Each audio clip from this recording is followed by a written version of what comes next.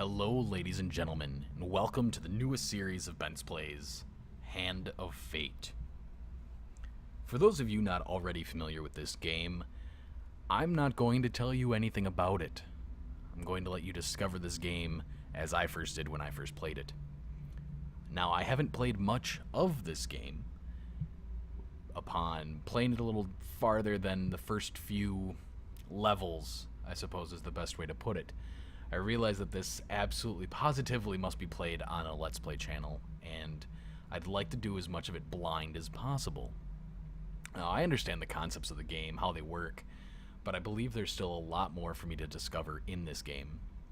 For those of you that are familiar with it, please don't spoil it for anyone else. I'd like it to be a bit of a discovery thing together.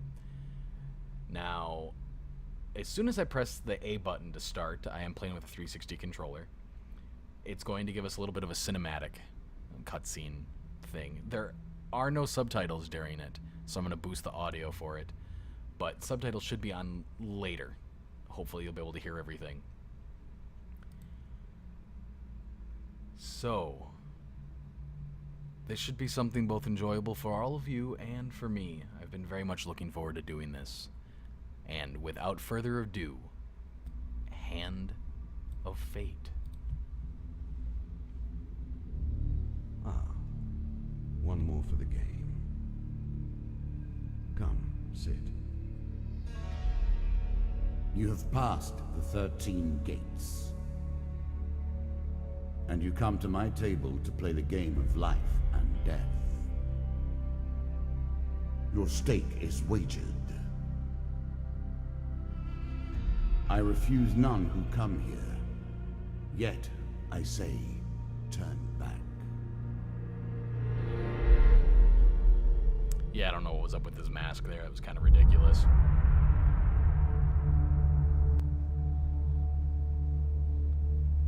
Probably just heard the audio fade a little bit right there. I just turned it down. So as you can see here, this is a card game. Not your standard card game. The game begins. One lives and one dies. Let us see what you are made of. Very well. Here is the first member of my court, the Jack of Dust. 12 in all must fall before you may challenge me. The bandit leader is stronger and faster than most bandits encountered. He can become enraged, making powerful, unblockable attacks. He also inspires his followers to steal gold on each hit. In the ruins of an ancient temple, among the eternally shifting sand dunes, lives the mysterious leader of the desert bandits. Infamous for his reign of terror over any spice caravans that dare take their chances traveling through his domain, he rules as a king over the barren lands. Our first boss. And I really wish I could deal cards this way. I mean, doesn't everyone just... Little gesture, little force action there. He must be a Jedi. Totally makes sense. Let the cards fall where they may. We begin. Something I'd like to point out about this game that I will tell you. It is procedurally generated. As card games are, you shuffle and get different card results. But this little design here of where... You know, obviously I can only move the selector. I can't think of the word right now. Over the cards. These 4 cards in a square aren't always that way. I've had them in a straight line. I've had them in a zigzag pattern. It's different every time you play. And I've started this game enough times to get a good idea of how that works. So we are the small gold statue. Token, really. Sadly, we don't really get to customize our character at all, which I think is a little disappointing. As you see on the left side, we have our health, always starting at 100. We have food. Every time we move to a different card, to a different location, we lose a food. We also have gold, and in the very background there you can see the head of an axe. You can always review your cards here. Thank you, dealer. Thank you. As you see, we have an inventory. As of right now, we have a rusty axe, 20 damage. I can attack with it. We also have some light armor. You know, imagine defense light. That is our character in the left. Never changes. When you get different weaponry, he holds different weapons. That's about it. It's, like I said, kind of unfortunate. As you see, we have move and select. So let's move to our first card. I was never a fan of illusion or pretense. Here, I'll make an exception.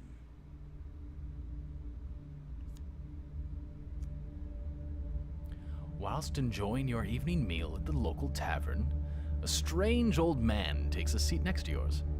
He taps you on the shoulder quite painfully with his wooden staff to get your attention, and you notice that he appears to be a goblin, poorly disguised as a human.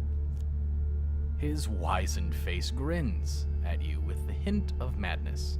"My name is Mr. Lionel. If you give me what I need, boy, I will conjure up your heart's desire with this wizarding wand of my own creation." He cackles uncontrollably for a few moments, then sits patiently, waiting for your answer. So I do have plenty of food. I have 9 food. As you see, I only have a few cards here to move between. I could give him some food for my plate. I could give him 20 gold if I had it. I could ask him what he needs, or I could completely ignore him. I know how this card works. That's why they give it to you right away at the beginning of the game. And I'm going to go and ask him what he needs. Need? I need to help you. Mr. Lionel taps his staff on the ground, and a shield materializes at your feet. There you go, old bean. He smiles a warm grin and reveals all of his chipped and yellowed teeth. Your face reminds me of my son. I haven't met you before, have I? And we receive a shield. I cannot expect you to get by without some protection. I can counter with it. And going You to can equip now it. reflect your opponent's ranged attacks using your shield. Make good use of this skill if you wish to survive. Then, before you can stop him, with inhuman speed, he snatches a pickled onion off your plate and sprints out the tavern door.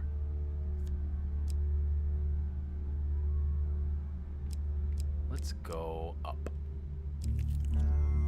And Twisted Canyon. That first moment, that glinting weapon, the call to action, to adventure. Truly, there is nothing like it.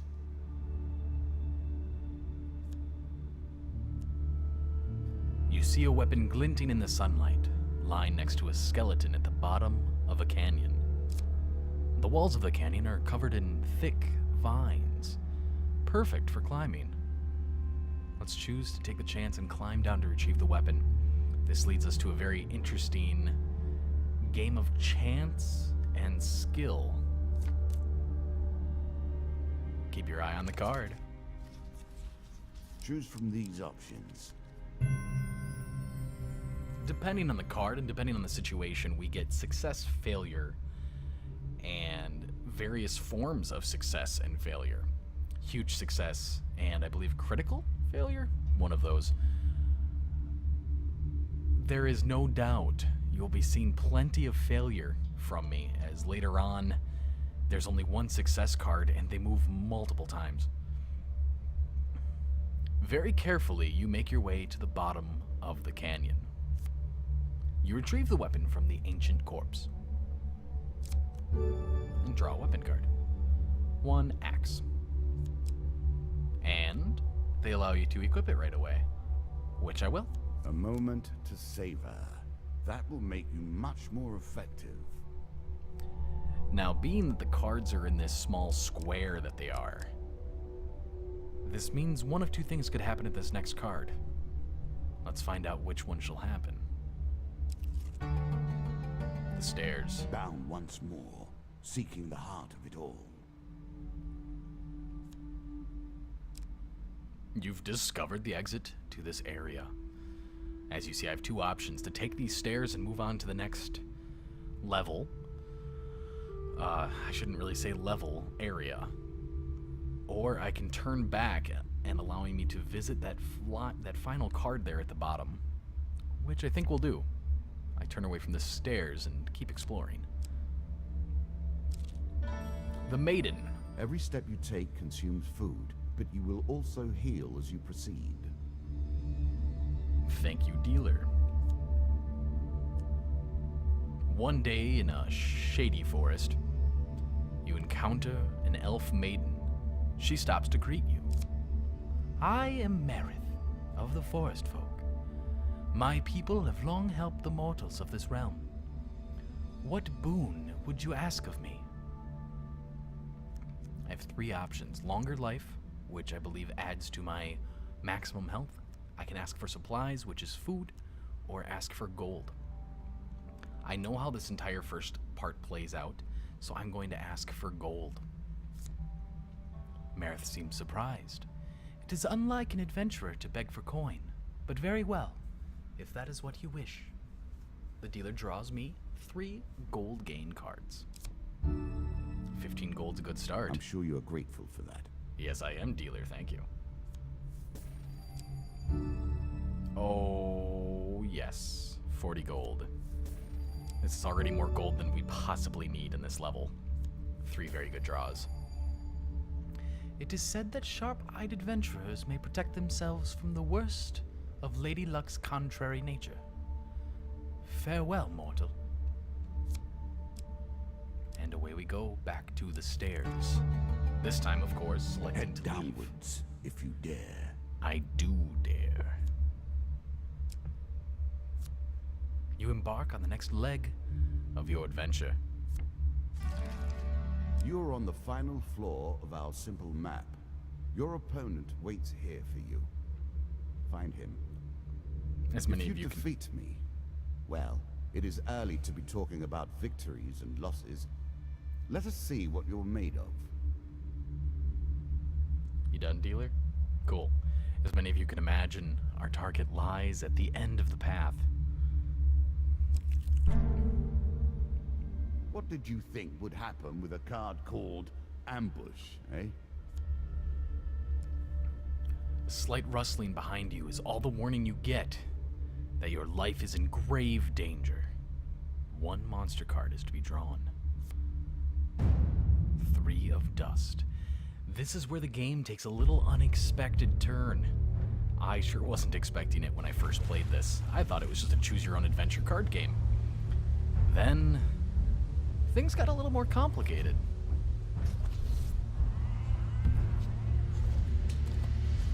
With my axe and my shield and, You well... can now counter your opponent's attacks. Hit the counter button when you see the flashing indicator. This simple choose-your-own-adventure card game with funny voices and crazy characters and adventures and chances and skill turns into a standard beat-em-up hack-and-slash game.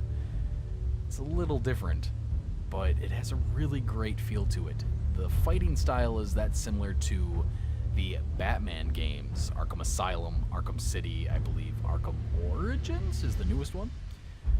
So a lot of attack, attack, counter, attack, attack, dodge, attack, counter, counter, what have you. Obviously, as things progress in the game, combat gets much more difficult, much more complex. These beginning enemies usually are no big deal. Saying that, I'm sure I'll screw this fight up pretty royally.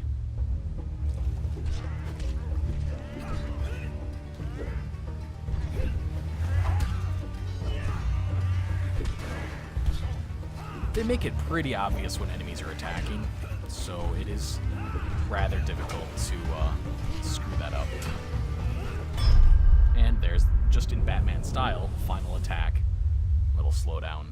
It's a very pretty game for being what it is. While searching the area for anything worth salvaging, you realize that one of your opponents is only pretending to be dead. Sneak up and kill him, or flee? I've already beaten them. Let's leave him be. You swiftly move into the shadows of the forest and leave the area safely. If I had taken the other option, there'd be another fight. Here at the beginning of the game, that isn't so much of a chance of negative outcome. Later on, I could draw some very nasty enemies. This also means I could have gotten an extra reward from that card. Equipment, food, gold, or even health. There's a small pot there, as you see, to our right, the dealer's left. In there is full of tokens. Giving tokens gives you extra cards. But we'll be seeing that later. Dead Man's Gorge. I'm sure it's not called Dead Man's Gorge without reason. Indeed. While crossing the ancient rope bridges of Dead Man's Gorge, you hear sounds of movement from below. It's an ambush. It's a trap. Sorry. Another 3 of dust. Thankfully, this is only one card. The fun thing, or the thing I find fun, depending on where these things happen, determines what locations you fight in. As you see, this is a much larger location. Thankfully, later, that's going to come very handy for us.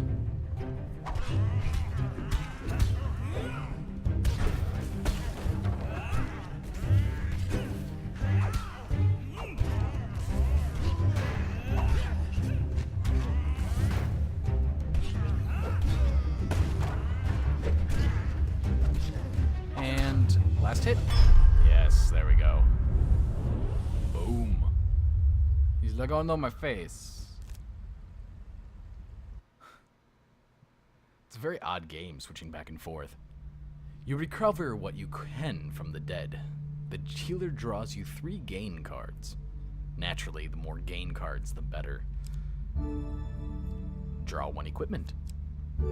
And I drew a standard A shield. strong left arm is as important as a strong right arm, after all. Which is the exact same shield I already have. Really? Is that what you're going to do? Don't question me, man. Gain 3 food, which I did not eat. Gain 3 food, which I did not eat. Gain 3... No, I'm done with that. Final... Oh, mage. I did not realize this would be a mage this time. It's almost always a traveling merchant. In the shady grove off the beaten trail, you find a traveling merchant looking to trade with wandering adventurers. There's an extra ER there. Mages sell only specific items that they've discovered in faraway lands. Their prices can be high, but they also pay well for anything that catches their interest. I suppose it is possible that they gave me the traveling mage because I have so much gold. This is a good amount of gold to be sitting on, especially for the first... I don't know what exactly you'd want to call it. First map, I suppose, as the dealer called it. Of course we're going to approach the shop. Greetings, wise traveler. I have much to offer you. Yes, for those wondering, I If do you plan were on... wondering why you've been collecting all that That's gold, awkward. you now have your answer. We're starting to get into the meat of the game now. The back and forth between resources and rewards. Exactly. So, as this game progresses, things get a little more decisive. Your actions, your choices really will determine how you do later in the game. Here we're going to be introduced to some new items. These are known as artifacts. During combat, I can press the right bumper to throw knives in the 8 cardinal directions. This has a lot of advantages, from being surrounded by groups to stopping enemies from attacking you. Hearn's Antlers. Lizard men take double damage from players' attacks. As of right now, that's not really going to be too helpful for us, as we do not fight lizardmen quite yet. Plunderer's Cap. When you draw supplies, draw 2 and pick 1. A very helpful cap later on in game. And finally, the Alchemical Silver. Press the right bumper to attack faster with each successful strike. The longer your combo, the more explosive the reaction. We are going to grab one of these. A wonderful creation, forged of alchemical processes, but given permanent shape. I know of nothing like it. Artifacts provide powerful special abilities to use in combat, but it takes time to ready them. And that is very true. You can't just constantly use them. I doubt I have anything he'd be willing to pay for. Indeed. Yes. Really bad stuff. Now you'll notice on these cards in the upper left corner, there's that blue and gold symbol. That just means that it's equipped. It's something I'm currently using. I could sell this for 4 gold, but there's honestly absolutely no point to it. Let's just continue and go meet our fate, I suppose. The final card. The Jack of Dust. You have reached my first champion. A good man, driven to madness by a war that took all from him. Wife and child, kith and kin. From such dark and brittle iron I forge my tools. Now we see your metal. This token will unlock more cards if you can defeat this encounter. See? Tokens. I've discovered the Jack of Dust. Thank you, game, for telling me what I already knew.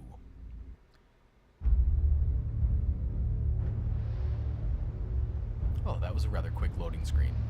Ah, only a 4 of dust. Not too bad. There he is.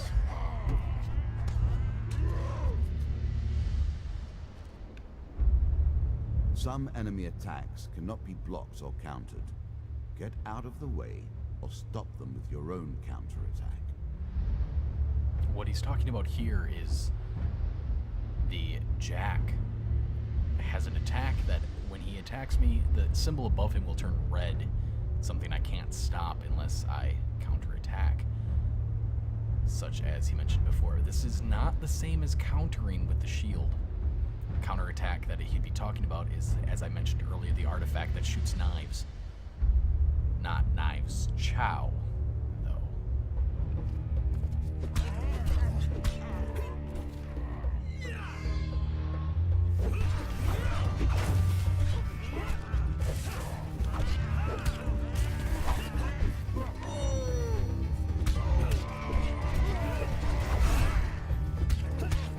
Ooh, I just took some damage.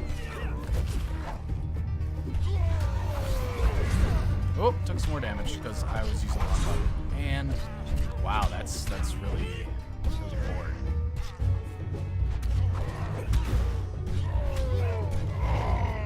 And that was our first boss. It really wasn't much of a fight, as they aren't in the beginning. Hey, we finally get a look at our character with that giant sonic ring in his hair. Thank you, Sanic. Down into the worms with him. Perhaps there is peace for him in the grave, poor soul. One champion has been sent to the cabinet. Yet we are only at the start of our road. You will face 11 more opponents who will test your strength, your memories, and your resolve. Few fall at the first hurdle. None reach the last. We have wagered, and you have won. You may claim your rewards, yet I will also claim mine. As you improve, so do I. Balance must be retained. This is specifically why I adore this game. I have beaten the first map. I have received these tokens. I am about to add cards to my deck. And by doing so, as he said, he will also gain his own, both positive and negative. Let's take a look at our first tokens. A new Jack. Dead King's Hall. Local Peasant. Devil's Choice. A River. And Captain of the Guards. Our next token. As you see, these cards are a little different on the back. A medium armor. Chains of Rage. Mercenary Contract. Another medium armor. Fortitude's Breath. And Desperate Measures, one of my favorite weapons in the game. So far, at least. And our last token. Again with different backs. attack event. A maze of traps and goblins. Shall we deal again? As much as I would love that, I'm calling it here for now. This series is going to be posted every other day from Grand Theft Auto 5. As of right now, I'm looking to do Grand Theft Auto 5 on a Tuesday, Thursday, Saturday, and Hand of Fate probably more than likely on a Monday, Wednesday, Friday rotation. If the video doesn't show up, oh, that's a really big Black Widow. Okay, it's gone. For those that didn't see that, on the left side there's a blue book. There was a very large spider on it. So, if this video doesn't show up, there might be something else in its place. I will be putting bonus videos up. There are a couple different ways to play this game. Now you understand the basics, we can begin in earnest. Your hero is returned to his beginning items. Our decks are reset. Welcome to the cabinet, home of the members of my court. So as you see, it is currently locked, but eventually we will unlock endless mode, which is pretty much exactly what you expect it to be. It is map after map after map, level after level. Every time you're done with a map, you gain new cards. He gains new cards. And he automatically gives you a negative effect. Either taking equipment away, taking health away, taking food, gold, all sorts of things. I've played endless mode once. It was really fun, but as I mentioned before, a certain choice can ruin the entire thing. I'll show you a little preview of what's coming up for our next episode. As he mentioned, this is the cabinet. He mentioned there will be 12 opponents. As you see here, there's more than just 12 cards. I'm absolutely, positively not sure in any single way, shape, or form what these cards on the right side are. But I mentioned earlier we opened up a jack, another jack, and we have